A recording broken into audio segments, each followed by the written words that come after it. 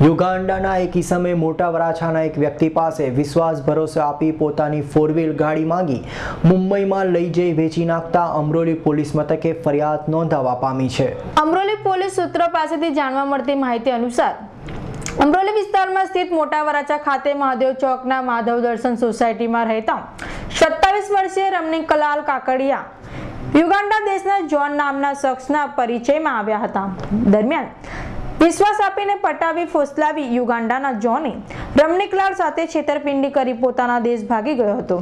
ગત 23મી જૂન 2016ના રોજ જોને રમણીકલાલ પાસે તેમની 4 વ્હીલ ગાડી પાવર જનરેટરનો પ્રોજેક્ટ ચાલુ કરવાનું જવા માટે માંગી હતી, જેથી રમણીકલાલે વિશ્વાસ રાખી મોટા વરાછાના અનુસ્થાન રેસિડેન્સી ખાતેથી પોતાની કિંમત ₹12 લાખની GJ5 જેન 8029 નંબરની એસફોર્સ ડેલ્ટા 4 વ્હીલ આપી હતી। જોન તે રાત્રે 4 વ્હીલ લઈને નીકળી ગયો હતો અને મુંબઈ જઈ તેમની 4 વ્હીલ વેચી નાખી હતી। ત્યારબાદ નાણાં લઈ યુગાન્ડા ભાગી ગયો હતો, જે અંગેની સંપૂર્ણ માહિતી રમણીકલાલને થતા તેમણે જોન વિરુદ્ધ અમરોલી પોલીસ મથક ફરિયાદ નોંધાવી છે। પોલીસે ફરિયાદ લઈ આગળની કાર્યવાહી હાથ ધરી છે। હવે જોવું એ રહ્યું કે લાખોની છેતરપિંડી કરી પોતાના દેશ પરત ફરી જનાર જોન કેવી રીતે હાથમાં આવે। Bureau report, Surat.